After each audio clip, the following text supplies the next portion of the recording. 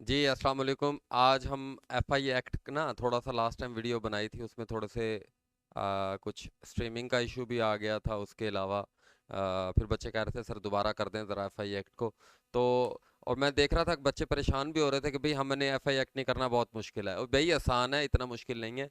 आपको मैं थोड़ा सा बताऊंगा, आप सिर्फ ये मेरी वीडियो देख लीजिएगा। आपको एफआई एक्ट का कोई एक सवाल भी इंशाल्लाह आपका गलत नहीं होगा, अल्लाह ताला के फजल से। तो स्टार्ट करते हैं इसको हम। एफआईए, सबसे पहले तो इसका एब्रीविएशन देखें जी, फेडरल इन्वेस्टिगेशन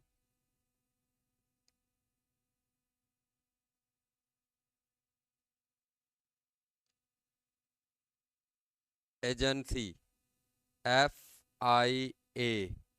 ठीक है जी। तो अब हम इसकी जगह अब क्या लिखेंगे, जब भी हमने कुछ लिखना होगा एफआईए लिखेंगे सिर्फ। आप समझ जाएंगे इसका मतलब है फेडरल इन्वेस्टिगेशन एजेंसी। ठीक है जी। तो अब ये इसका एक्ट क्या है जी, इसको एक्ट को कहते हैं एक्ट ऑफ 1974। ठीक है जी। तो जुल्फकार अली भुट्टो साहब जो हैं उन्होंने इसको इंट्रोड्यूस किया था एफआईए को।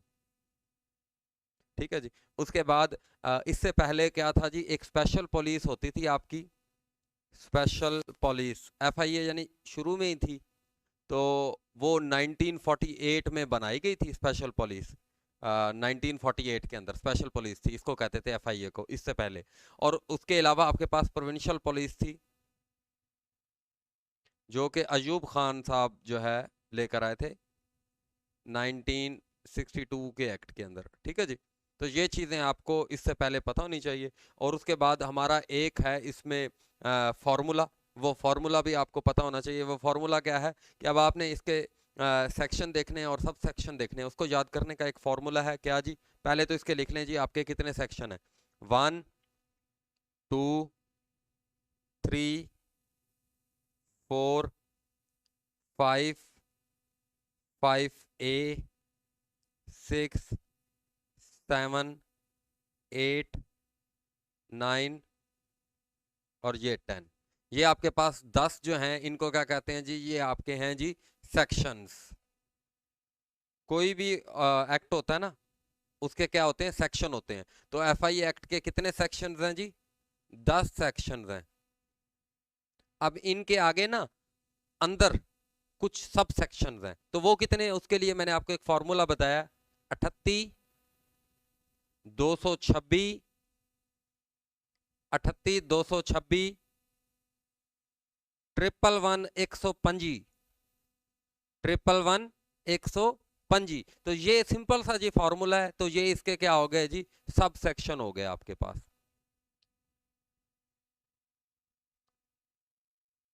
और ये सब सेक्शन जो है ये कितने हैं जी, 32 सब सेक्शन है। ठीक है जी। तो ये आपको याद होने चाहिए, क्योंकि एमसीक्यूज जब बनता है तो इन्हीं के थ्रू बनता है। तो हमने क्योंकि सारे सेक्शंस को याद करना है और हमें एक एक का पता होना चाहिए। तो ऐसा ना हो कि हम सेक्शन लिखते हुए हमें ये भूल जाए यार इसमें कितने सब सेक्शन थे। तो हमें पहले से ही याद होने चाहिए कि भाई फलाने सेक्शन के इतने सब सेक्शन है, ताकि हमें जब उनको पेपर में आए या कुछ भी हो तो हमारे इसका जो है क्लियर हो जाए आपका। तो ये आपको चीज़ें जो हैं वो क्लियर हो गई। अब इसके बाद हम इसके देख लेते हैं एक एक करके, इसके जो सेक्शन है और सब सेक्शन है वो कौन कौन से हैं। ठीक है जी। अब एक एक करके हम देखते जाएंगे तो आपको सारा पता चलता जाएगा। अब एफआईए का थोड़ा सा आपको इंट्रोडक्शन भी हो गया कि फेडरल इन्वेस्टिगेशन एजेंसी है। और इसके जो पहले डीजी थे उनका क्या नाम था जी, औरकजई। उनका क्या नाम था जी, औरकजई। ठीक है जी, वाई के औरकजई, कुछ इस तरह का उनका नाम था, पहले डीजी जो थे 1974 के अंदर जो है। तो ये हो गए आपके पास एफआई एक्ट। अब हमने करना है ये इसके सेक्शन। तो आपका पहला सेक्शन जो है वो कौन सा है जी। अब उसको आपने याद क्या करना है, इसमें इसमें आपने सिंपल सी चीज याद करनी है कि जी शॉर्ट टाइटल।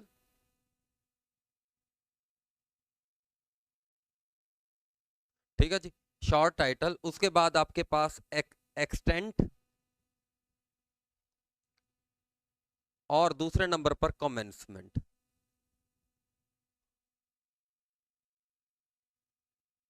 ठीक है जी। अब शॉर्ट टाइटल से क्या मुराद है, तो आपको वो पता है जी। शॉर्ट टाइटल ये इसका सब सेक्शन 1 हो गया। ठीक है जी। ये सब सेक्शन 2 हो गया, और ये इसका सब सेक्शन 3 हो गया। ठीक है, ये नीचे करके यहाँ पर दिए हुए एक्ट के अंदर अगर आप देखेंगे तो शॉर्ट टाइटल जो है वो क्या है जी, इस FIA का, फेडरल इन्वेस्टिगेशन एजेंसी, FIA। ठीक है जी, तो इसका ये जी शॉर्ट टाइटल है। और इसका एक्सटेंट क्या है? एक्सटेंट से अब आपसे सवाल कैसे पूछेगा? सवाल इस तरीके से पूछेगा कि FIA एक्ट में वो कौन सा सेक्शन है जो ये बताता है कि ये FIA का जो एक्ट है ये कहाँ कहाँ अप्लाई होता है। तो सेक्शन 1 सब सेक्शन 2 ये हमें बताता है कि इसका एक्सटेंट कहाँ है। तो इसका citizens of Pakistan, citizens of Pakistan यानी पाकिस्तान के citizens, citizen of Pakistan wherever they may be, wherever they may B.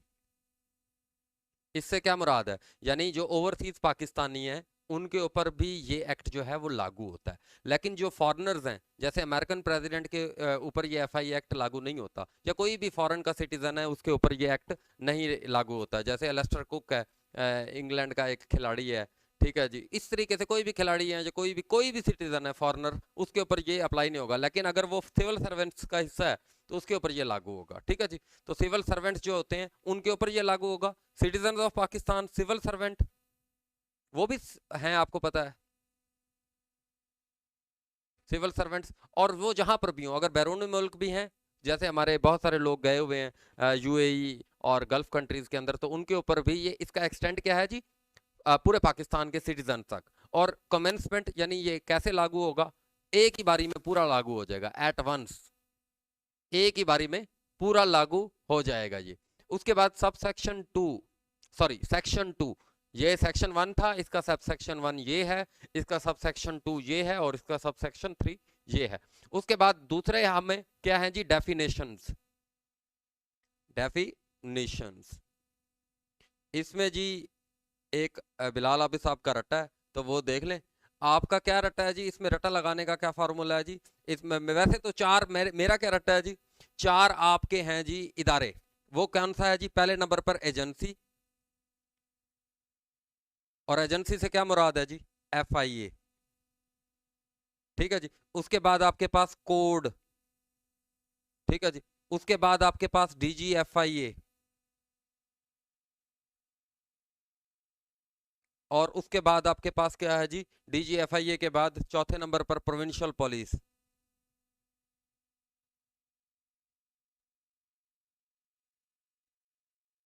ठीक है जी, प्रोविंशियल पुलिस। तो ये आपके क्या हैं जी? सब सेक्शन है। ये नंबर 1 सब सेक्शन है, ये नंबर 2 सब सेक्शन है, ये नंबर 3 सब सेक्शन है, और ये नंबर 4 सेक्शन है। यानी उसका रट्टा क्या है जी? ये आप देखें जी, AC लगवाना है, AC लगाया है घर के अंदर, तो 3 फेज मीटर नहीं लगा हुआ था तो DP उड़ गई है। AC लगाया है तो DP उड़ गई है, AC लगाया है तो DP उड़ गई है। उसके बाद जी आपके पास क्या आते हैं जी? उसके बाद आपके पास आते हैं सिविल सर्वेंट, उसके बाद आपके पास जो है स्पेशल पर्सन, उसके बाद स्पेसिफिक पर्सन, और उसके बाद आपके पास रूल्स। ठीक है जी, अब इसका क्या फार्मूला है जी? CSS किया है बंदे ने, और उसने आके रूल्स बना दिए। CSS करके बंदे ने क्या कर दिया है जी? रूल्स बना दिए। तो अब ये जी 4 हो गए थे, ये 5वां सब सेक्शन है, ये 6ठा सब सेक्शन है, ये 7वां सब सेक्शन है, और ये 8वां सब सेक्शन है। ठीक है जी, 8 सब सेक्शन है इसके। ये सेक्शन 2 के कितने सब सेक्शन है वो अपने फार्मूले से भी याद रहेंगे। और जी आगे ये कैसे हैं जी, इसका रट्टा भी आपको लग गया। अब एजेंसी से क्या मुराद है? एजेंसी से मुराद है जी FIA, फेडरल इन्वेस्टिगेशन एजेंसी, जो कि जो है कॉन्स्टिट्यूट हुई है सब सेक्शन 3 के अंदर, वो अगले सेक्शन के अंदर कॉन्स्टिट्यूट हुई है। उसके बाद कोड से क्या मुराद है? CRPC, code of civil procedure. ठीक है, सिविल प्रोसीजर कोड जो है वो उसके बारे में बताता है, जो कब आए हैं जी? 1898। क्रिमिनल प्रोसीजर कोड जो है ये कब आए हैं? क्रिमिनल प्रोसीजर कोड कब आए हैं आपके 1898 में, ठीक है जी। क्रिमिनल प्रोसीजर कोड आपके कब आए हैं जी? 1898 के अंदर आए हैं। कोड से मुराद ये है जी। उसके बाद DGFIA, director general FIA, DGFIA, ठीक है जी, ये आपको पता है। और प्रोविंशियल पुलिस क्या है जी? प्रोविंशियल पुलिस से मुराद जो है 1962 के एक्ट के तहत आई है जी। 1962 के एक्ट के तहत एक प्रोविंशियल पुलिस अयूब खान साहब ने बनाई थी, उससे मुराद ये है जी। प्रोविंशियल पुलिस जब भी इस एक्ट में इस्तेमाल होगा उससे मुराद क्या होगी? जो सूबाई पुलिस होती है वो मुराद होगी। सिविल सर्वेंट की डेफिनेशन जो है वो PPC, पाकिस्तान पीनल कोड, जो कि 1861 के अंदर दिया गया था, उसके 21 सेक्शन के अंदर 21 नंबर सेक्शन के अंदर उसको डिफाइन किया गया है। PPC पाकिस्तान पीनल कोड, जिसके अंदर हम कहते हैं ताज़िरात पाकिस्तान दफ़ा 302 के तहत इसको सजाए मौत दी जाती है। वही ताज़िरात ये हैं जी, PPC, ठीक है जी। यानी इसमें क्या डिफाइन की गई हैं? इसके अंदर सजाएं डिफाइन की गई हैं, ठीक है जी। तो इसके सेक्शन नंबर 21 के मुताबिक सिविल सर्वेंट की डेफिनेशन बताई गई है। उसके बाद स्पेशल पर्सन, स्पेशल पर्सन से मुराद person of special police,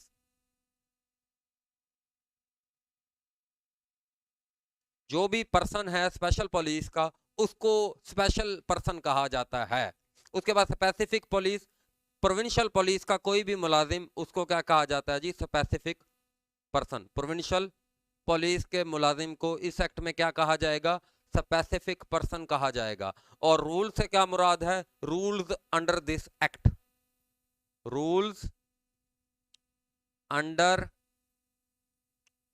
this act, इनको क्या कहते हैं जी? ये आपका जो हो गया जी सेक्शन नंबर 2, ठीक है जी। और उसके आगे आपके पास हो गए 8 सब सेक्शन। और इसका पहला सब सेक्शन क्या बताता है जी? एजेंसी की डेफिनेशन, फेडरल इन्वेस्टिगेशन एजेंसी। दूसरा क्या बताता है जी? कोड। कोड से क्या मुराद है जी? क्रिमिनल प्रोसीजर कोड ऑफ 1898, जिसके अंदर जो है प्रोसीजर्स बताए गए हैं कि किस तरीके से जो है कोई क्राइम होता है तो उसको किस तरीके से सजा दिलवानी है, किस तरीके से क्या करना है। तीसरे नंबर पर DGFIA, जिसे मुराद है डायरेक्टर जनरल FIA। और उसके बाद चौथे नंबर से मुराद प्रोविंशियल पुलिस है, जो कि अयूब खान ने 1962 के अंदर जो है वो दी थी। उसके बाद जी पांचवें नंबर पर आपके क्या है जी? सिविल सर्वेंट, जिसकी डेफिनेशन जो है वो PPC सेक्शन 21 के तहत दी गई है। और उसके बाद छठे नंबर पर आपके पास क्या है जी? Special police, special person. Special person से मुराद है स्पेशल पुलिस का जो बंदा है उसको स्पेशल पर्सन कहते हैं। उसके बाद स्पेसिफिक पर्सन, स्पेसिफिक पर्सन से मुराद प्रोविंशियल पुलिस का जो बंदा है उसे स्पेसिफिक पर्सन कहते हैं। उसके बाद जी आपके पास क्या है जी? आठवें नंबर पर रूल्स,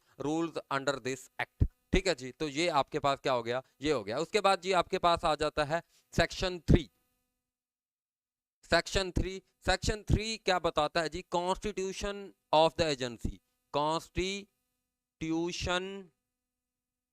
ऑफ द एजेंसी। अच्छा जी, इसके अंदर कितने जी सब सेक्शन है जी? 2 सेक्शन है कॉन्स्टिट्यूशन ऑफ द। इसके अंदर एक तो बात होगी आपकी जी, तीसरे सेक्शन के अंदर क्या बातें होंगी जी? 2 बातें होंगी। एक तो जी कि भाई ये एजेंसी जो है वो किसके तहत बनी है? अंडर सेक्शन 3 बनी है। ये जो फेडरल इन्वेस्टिगेशन एजेंसी है वो किस एक्ट के तहत, किस सेक्शन के तहत बनी है जी? सेक्शन 3, ये पहला है। और ये करेगी क्या? ये कॉन्स्पिरेसी और अबेटमेंट।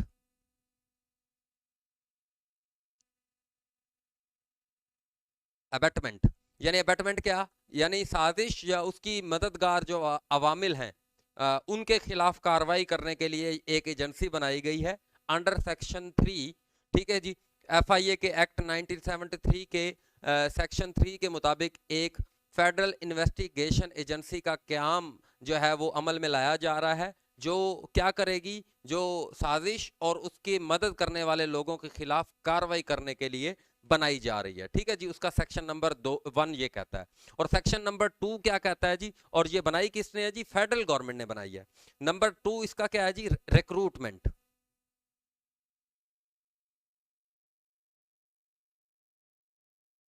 इस पर्पज के लिए फेडरल गवर्नमेंट क्या करेगी? फेडरल गवर्नमेंट एक DGFIA को रिक्रूट करेगी, एक DGFIA को रिक्रूट करेगी, और दूसरे नंबर पर मेंबर्स ऑफ द एजेंसी को रिक्रूट करेगी, मेंबर्स ऑफ द एजेंसी। इस मकसद के लिए फेडरल गवर्नमेंट क्या करेगी, सेक्शन इसका 1 क्या कहता है जी, कॉन्स्टिट्यूशन ऑफ द एजेंसी, यानी एक एजेंसी बनाई जाएगी जो क्या करेगी, साजिश करने वालों या उसकी मदद करने वालों के खिलाफ कार्रवाई करेगी। एक एजेंसी फेडरल गवर्नमेंट ने बना दी है और उस मकसद के लिए इस एजेंसी का एक DGFIA फेडरल गवर्नमेंट लगाएगी। उसके अलावा इसके जो मेंबर्स हैं जो इसको चलाएंगे, जो इसको काम करेंगे, वो भी फेडरल गवर्नमेंट जो है लगाएगी। ये इसका सेक्शन नंबर 3 जो है इस चीज के बारे में डील करता है। तो इसमें अब हमने 3 सेक्शन कर लिए। पहला सेक्शन जो है वो बताता है आपको कि जी शॉर्ट टाइटल और एक्सटेंट और कमेंसमेंट, और यानी शॉर्ट टाइटल से मुराद फेडरल इन्वेस्टिगेशन एजेंसी।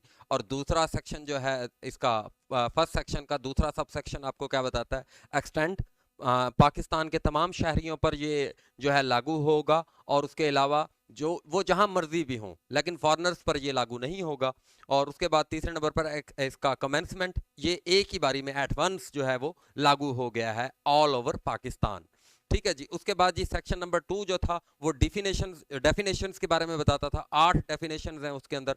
उसमें जी है एजेंसी की डेफिनेशन है, डीजी कोड की डेफिनेशन है, DG की डेफिनेशन है, उसके बाद प्रोविंशियल पुलिस की डेफिनेशन है, उसके बाद सिविल सर्वेंट की डेफिनेशन है, उसके बाद जो है स्पेशल पर्सन की डेफिनेशन है, उसके बाद जो है स्पेसिफिक पर्सन की डेफिनेशन है, उसके बाद जो है आपके पास रूल्स की डेफिनेशन है। उसके बाद तीसरा जो सेक्शन था वो कॉन्स्टिट्यूशन ऑफ द एजेंसी, कि एक ऐसी एजेंसी बनाए जो साजिश करने वालों या उसकी मदद करने वालों के खिलाफ कार्रवाई करे, और उसके लिए जो है एक एजेंसी का काम किया जा रहा है by the federal government of Pakistan.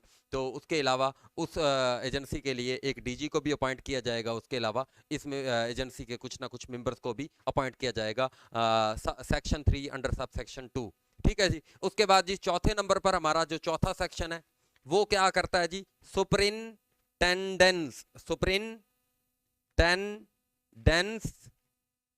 और एडमिनिस्ट्रेशन।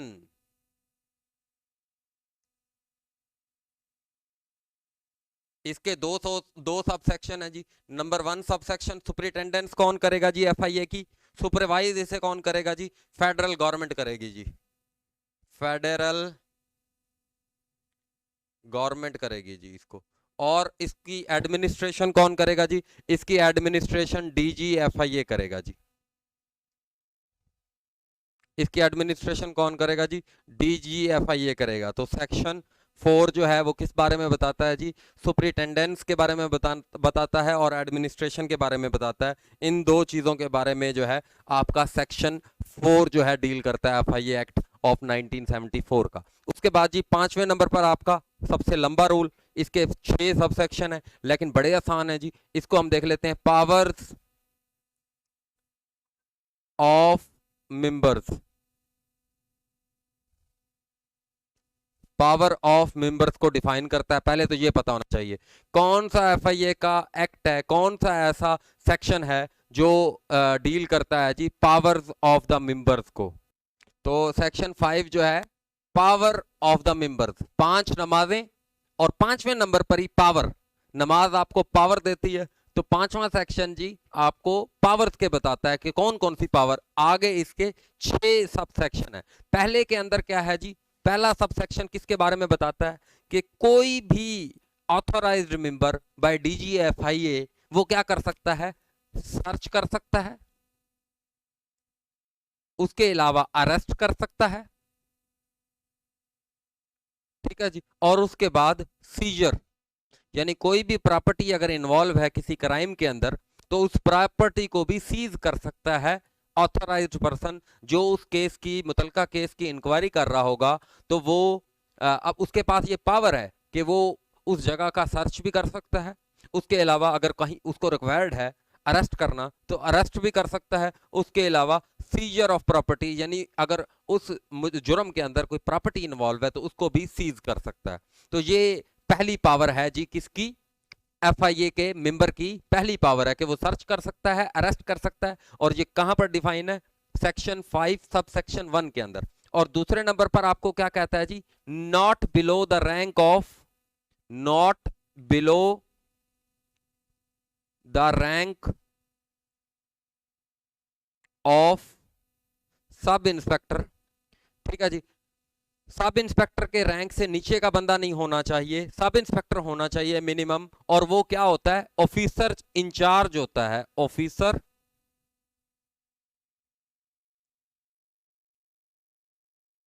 ऑफिसर इंचार्ज होता है किस चीज का जी, किस चीज का, पुलिस स्टेशन का।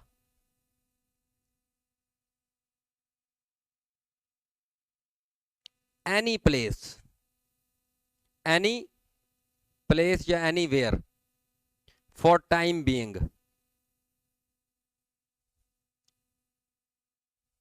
यानी किसी कितने कुछ टाइम के लिए वो अगर किसी जगह को पुलिस स्टेशन डिक्लेयर करता है तो उसका इंचार्ज कौन होगा, सब इंस्पेक्टर उसका इंचार्ज होगा। और ये किसी भी जगह को पुलिस स्टेशन का दर्जा दे सकता है, ठीक है जी। उसके बाद जी आपका तीसरे नंबर पर आपका तीसरा सबसेक्शन कौन सा है जी, तीसरे नंबर पर अरेस्ट विदाउट वारंट। यानी पहले पर भी अरेस्ट आ गया, लेकिन इसमें क्या है जी, इसमें और उसमें फर्क क्या है जी, इसमें arrest without warrant, arrest without warrant. लेकिन इसके अंदर फिर ये बात है कि वो बंदा ऑथोराइज्ड पर्सन, ऑथोराइज्ड हो, यानी उसे डीजीएफआईए ने ऑथोराइज्ड ऑथोराइज्ड हो, डीजीएफआईए ने उसे ऑथोराइज किया हो, और यानी क्लियर इंडिकेशन हो कि उसने जुर्म वगैरह किया हुआ है। तो अगर उसके पास वाकई ही जो है वो ये शवाहिद मौजूद हैं कि जुर्म हुआ है, और जो है जो एफआईए के अंडर आता है, तो वो उस बंदे को क्या कर सकता है, अरेस्ट कर सकता है विदाउट एनी वारंट, ठीक है जी। उसके बाद जी चौथे नंबर पर क्या है जी, जो है incharge of police station,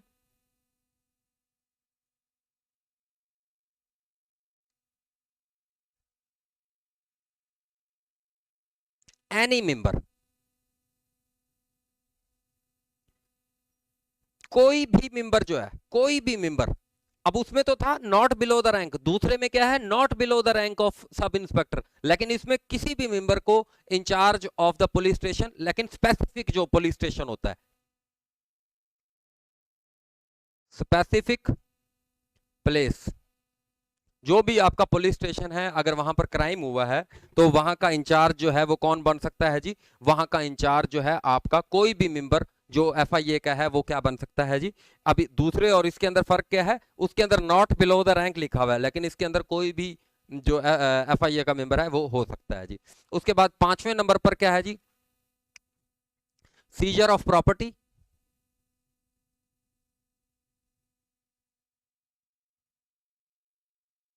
scissor of property, जो सीज होगी प्रॉपर्टी उसके बारे में बताया जा सकता है। बता रहा है कि अगर जो इन्वेस्टिगेशन ऑफिसर है वो किसी प्रॉपर्टी को सीज कर देता है, तो वो ना जो है सेल की जा सकती है, ना ट्रांसफर की जा सकती है, ना मूव की जा सकती है, ना ट्रांसफर की जा सकती है। अगर किसी एफआईए के बंदे ने, किसी मेंबर ने, जो ऑथराइज्ड बंदा है, उसने कह दिया है कि भाईजान ये आपकी प्रॉपर्टी जो है ना आपने सेल करनी है, ना आपने ये जो है इसको मूव करना है, ना इसको सेल करना है, तो फिर उसके बाद इस ये जो है अगर आप उसने लिख दिया है तो फिर ये कुछ भी नहीं हो सकता अंडर सेक्शन 5 सब सेक्शन 5, ठीक है जी। और उसके बाद इसका छठा क्या रूल है जी, इसका छठा सब सेक्शन क्या है, अगर एफआईए के बंदे ने कह दिया किसी प्रॉपर्टी के बारे में कि ना इसको भाई आपने ट्रांसफर करना है, ना आपने इसको मूव करना है, ना आपने इसको सेल करना है, तो अगर उस बंदे ने ये काम कर दिया, अगर ये कर दिया तो फिर क्या होगा जी, पनिश होगी, पनिशमेंट होगी। पनिशमेंट किस सेक्शन के तहत होगी, पनिशमेंट होगी under section 5 sub section 6, under section 5 sub section 6 जो है वो क्या होगी जी, पनिशमेंट होगी कितनी, 1 ईयर, 1 ईयर रिगोरस, यानी रिगोरस जेल, यानी 1 साल कैद बामुशक्कत रिगोरस जेल हो सकती है, और फाइन,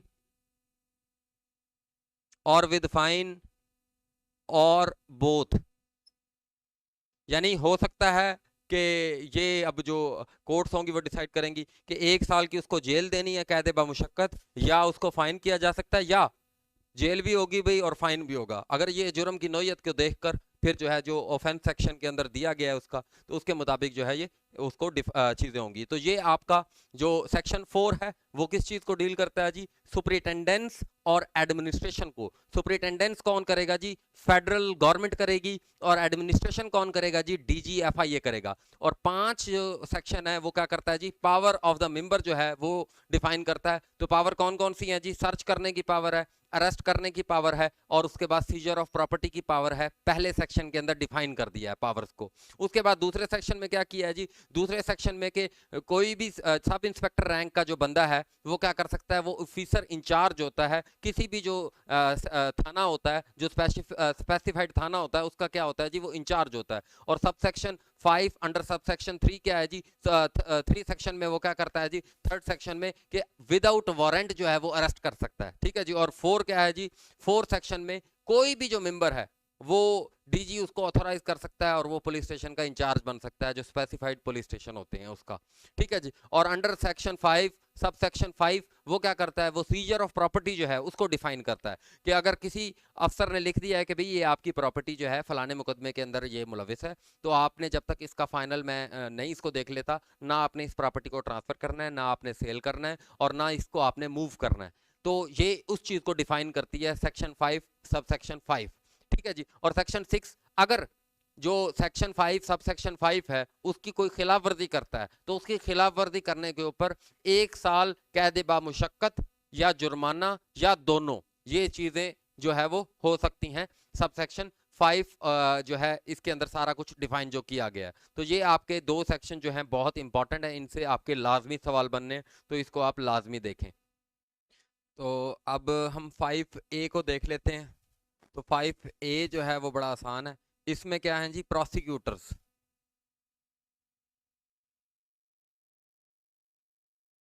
प्रोसिक्यूटर्स यानी कोई भी FIA का केस है, कुछ भी मामला है, तो वो कौन डील करेगा जी? AD लॉ और DD law, deputy director legal और असिस्टेंट डायरेक्टर लीगल, ये दोनों जो हैं वो क्या करेंगे जी? प्रोसिक्यूटर्स हैं। यानी FIA के जो भी केसेस हैं उनको कौन परसू करेगा? ये करेगा जी प्रोसिक्यूटर, स्पेशलाइज्ड प्रोसिक्यूटर्स FIA जो है वो अपने लगाता है। उसके बाद जी आपका 6 नंबर का सेक्शन क्या है जी? सेक्शन 6। 6 सेक्शन के अंदर आपको जो है ना वो, यानी power to amend rules.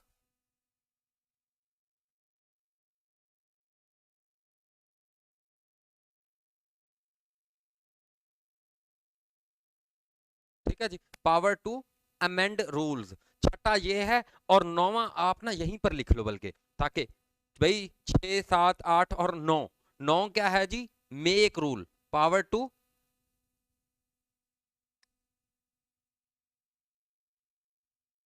Make rules.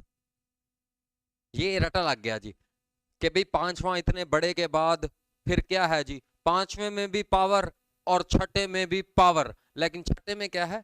छठे में है पावर टू अमेंड रूल। तो रूल कौन अमेंड करेगा जी? पावर किसके पास है? फेडरल गवर्नमेंट के पास है।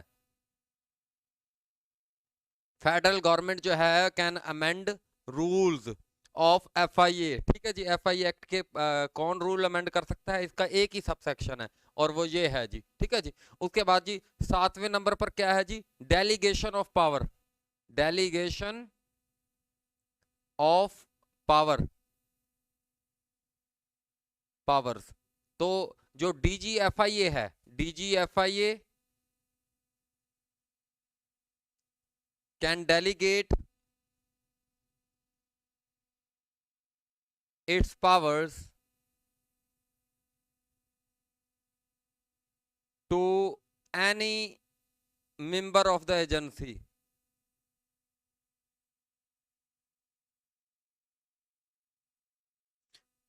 DGFIA अपनी पावर को भी डेलीगेट कर सकता है, डेलीगेशन यानी किसी को पावर डेलीगेट कर देना। ठीक है जी। उसके बाद जी 7वां ये हो गया। और 8वें नंबर पर आपके पास क्या है जी? 8वें नंबर पर आपकी जो है वो indemnity.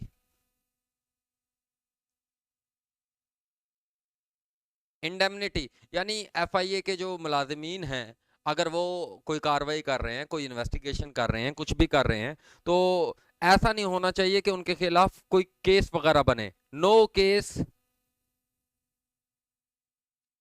Against any member during investigation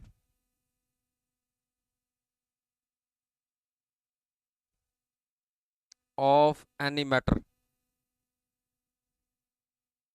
यानी वो किसी भी मैटर की अगर इन्वेस्टिगेशन कर रहे हैं ना, तो उसके दौरान उनके खिलाफ कोई केस नहीं बन सकता कि भाई आपने ये क्यों किया, ये क्यों किया। यानी उनको पावर्स दी गई हैं ताकि वो अच्छे तरीके से जो है मामलात को डील कर सके। ऐसे ना हो कि कोई लकूना, कोई इस तरह की चीजें जो है ना उनके रास्ते में आ जाएं और फिर वो डर के काम ही ना करें। क्योंकि बड़ी पावरफुल ये एजेंसी है, क्योंकि इसने बहुत जो है हाई जो इन्वॉल्व होते हैं क्राइम्स के अंदर, उन लोगों को इन्होंने क्या करना है, इन्वेस्टिगेट करना है। तो इस वजह से इनको पावर्स भी उसी तरह से दी गई हैं। तो पावर टू मेक रूल्स किसके पास पावर है जी? पावर है जी फेडरल गवर्नमेंट के पास। इसका सेक्शन नंबर 1 तो ये कहता है जी। अमेंड करने की भी उसके पास थी। और इसका जो दूसरा सेक्शन है उसको अभी हमने देखना है, तो उसको अभी हम दूसरी स्क्रीन पर देख लेंगे, ठीक है जी। क्योंकि वो उसके अंदर फिर आगे 4 और जो है A B C और D आगे, यानी 9 सब सेक्शन 1 क्या कहता है जी? Power to make rules. और कौन बना सकता है जी? फेडरल गवर्नमेंट बना सकती है। तो आपका 5A क्या कहता है जी? 5A कहता है कि प्रोसिक्यूटर्स को जो है AD लीगल और DD लीगल जो हैं, ये प्रोसिक्यूटर्स हैं जो FIA के केस को रिप्रेजेंट करेंगे डिफरेंट जो कोर्ट्स होती हैं FIA की उसके अंदर। और उसके बाद जो है 6 क्या कहता है जी? 6 आपको कहता है जी, 6 नंबर पर जो है वो powers to amend rules.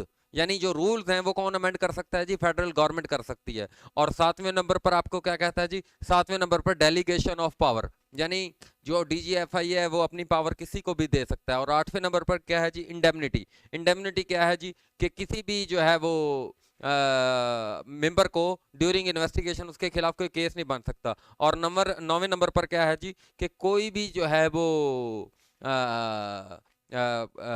Power to make rules. 9वें नंबर पर क्या है जी?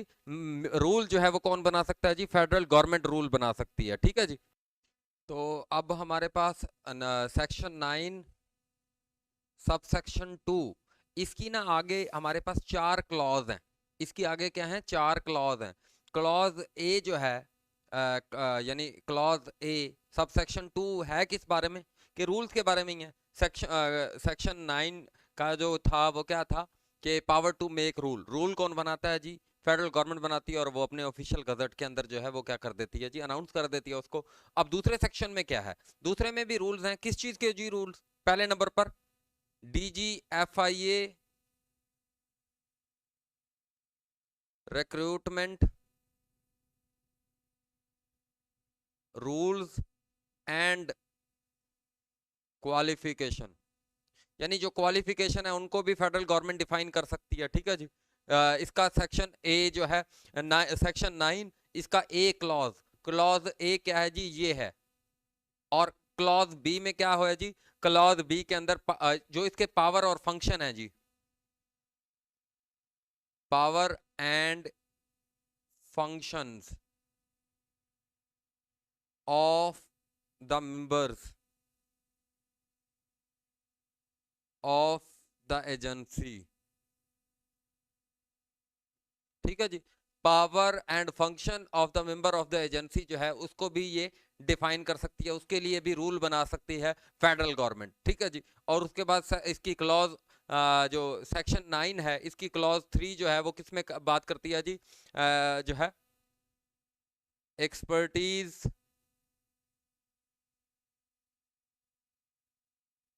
में provide to provincial police by agency, ठीक है जी। यानी उसकी एक्सटेंट और नेचर के ऊपर बात कर सकती है।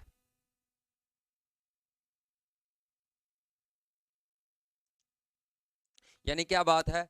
यानी जो FIA है इसके पास स्पेशलाइज्ड अपनी पावर्स हैं, इसके पास अपनी ट्रेनिंग्स हैं, तो ये फिर मदद कर सकती है किसकी, अपनी एक्सपर्टीज प्रोवाइड कर सकती है किसको, ये अपनी एक्सपर्टीज प्रोवाइड कर सकती है प्रोविंशियल पुलिस को, या प्रोविंशियल जो एजेंसीज हैं उनको भी ये अपनी एक्सपर्टीज प्रोवाइड कर सकती है कि भाई किसी एक्सटेंट में, किसी नेचर में उनको जो है, इसके लिए भी रूल कौन बनाएगा जी, फेडरल गवर्नमेंट बनाएगी जी। ठीक है जी। और इसका ऑप्शन क्लॉज डी जो है, यानी ये सेक्शन 9 है, और इसका जो सब सेक्शन है वो कौन सा है जी, सब सेक्शन इसका जी आपका 2 है, उसके अंदर आगे क्लॉज है। अब इसके बाद DGFIA powers equivalent to IG police. जो DGFI है ना, उसकी पावर किसके बराबर है, इंस्पेक्टर जनरल ऑफ पुलिस, जो 1861 का एक्ट है, पुलिस एक्ट, उसके मुताबिक जो इंस्पेक्टर जनरल ऑफ पुलिस की पावर है ना, वो सेम पावर DGFIA की पावर है। ठीक है जी, नंबर 1। और इसमें यानी ये यही है, और उसके साथ क्या है, DGFIA can give reward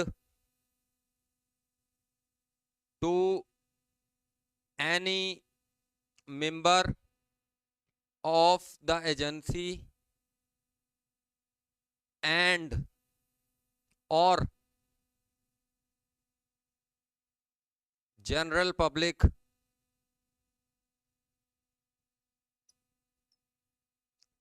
on extraordinary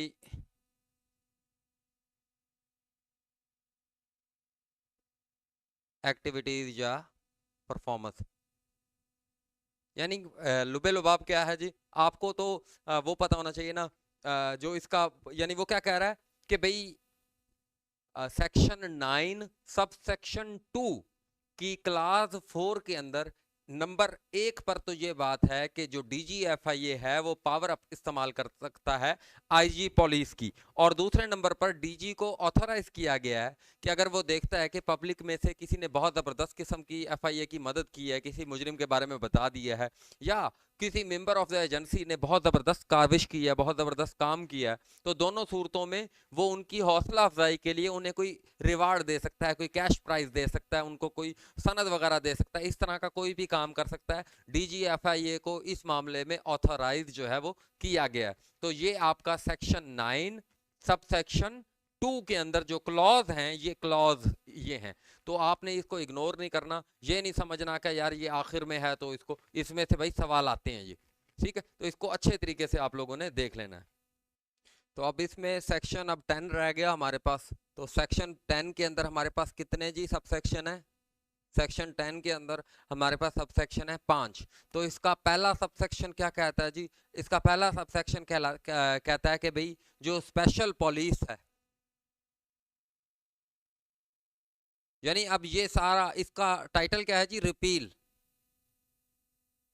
repeal से मुराद ये है कि इस एक्ट के आने की वजह से कौन कौन सी ऐसी चीजें हैं जो खत्म हो गई, यानी वो जो स्पेशल पुलिस थी वो अब खत्म कर दी गई है, क्योंकि अब तो उसकी जगह क्या बन गई है, FIA बन गई है। ठीक है जी, अब उसकी जगह तो इस सबसे पहले कौन सी चीज रिपील हो गई जी, सबसे पहले जो है वो आपकी ये स्पेशल जो पुलिस थी ये रिपील हो गई। दूसरे नंबर पर इंक्वायरी,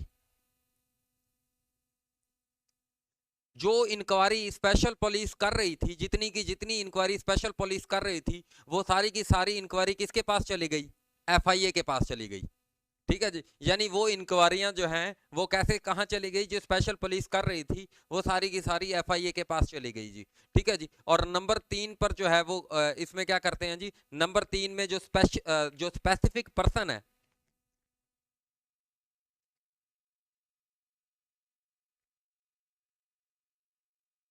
जो स्पेसिफिक पर्सन है उनको बारे में बताया गया है कि भाई जो स्पेसिफिक पर्सन है कौन, जो पुलिस स्पेशल पुलिस जो प्रोविंशियल पुलिस के अंदर बंदे हैं, तो वो जो स्पेशल पुलिस के अंदर इंडक्ट हो गए थे, क्योंकि अयूब खान लेकर आया था एक अमलगमेशन का एक्ट, तो वो जो स्पेसिफिक पर्सन है ना, उनको डिफाइन किया गया है कि उनकी भी जो मामला आता है उसको किस तरीके से डील किया जाएगा। ठीक है जी। और नंबर 4 पर जो है स्पेशल पुलिस के जो बंदे हैं, स्पेशल पुलिस के जो बंदे हैं उनको फौरन उन्होंने कहा कि भाई 30 दिन के अंदर अंदर, 30 डेज के अंदर अंदर क्या किया जाएगा, उनको एफआईए के अंदर उनको ऑफर की जाएगी कि आप 30 दिन के अंदर अंदर अगर ज्वाइन करना चाहते हो तो वो आप जो है इसको ज्वाइन कर सकते हो जी। और 5वें नंबर पर आपकी क्या है जी, सेम कंडीशन।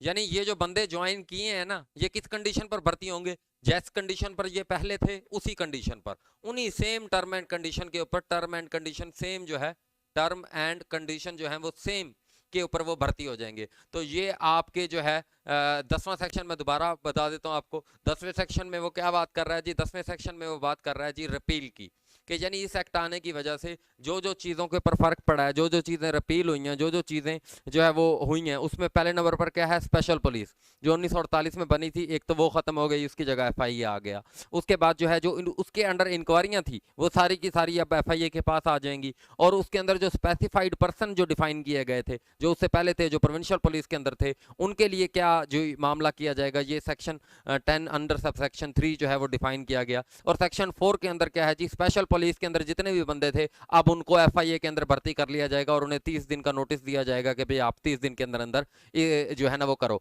और उनको किस टर्म एंड कंडीशन पर डिफाइन किया जाएगा, सेम टर्म एंड कंडीशन। और उनकी टर्म एंड कंडीशन किस में डिफाइन की गई है, सेक्शन 10 और जो है उसका सब सेक्शन 5 के अंदर।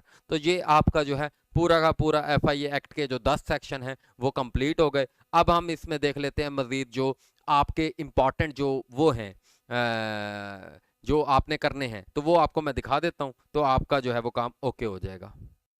तो आपके पास ये मेरी स्क्रीन आपको नज़र आ रही होगी। तो अब आपने ना ये देखें, टेलीग्राफ एक्ट कब आया जी, 1885 के अंदर। एक्सप्लोजिव सब्सटेंस एक्ट कब आया, 1908 के अंदर। तो ये सारे थोड़े से एक्ट हैं, बिल्कुल थोड़े से। ये पीडीएफ आपको ऑलरेडी हमने प्रोवाइड की हुई है, पिछली वीडियो के अंदर होगी, इसमें भी, इस वीडियो की डिस्क्रिप्शन के अंदर भी डाल देंगे। तो आप ये सारे के सारे जो है ना, ये थोड़े से हैं बिल्कुल, देखें 2 पेज हैं बस यहाँ तक। तो इमिग्रेशन ऑर्डिनेंस, ठीक है जी, 1979 ऑर्डिनेंस, 2002 ड्रग एक्ट जो है, और उसके बाद ये सारे के सारे जो है ये भी आपके ये थोड़े से हैं बिल्कुल। ये आप इनका ईयर याद रख लीजिएगा, तो हो सकता है ये हाई ट्रीजन जी 1973 का पनिशमेंट एक्ट, ठीक है जी, ये सारा। और इसके नीचे फिर हमने ये एमसीक्यूज भी लगा दिए हैं जो इंपॉर्टेंट एमसीक्यूज हैं, ठीक है जी। तो ये भी आप देख लीजिएगा, तो इसमें आपको जो है ये सारा क्लियर हो जाएगा।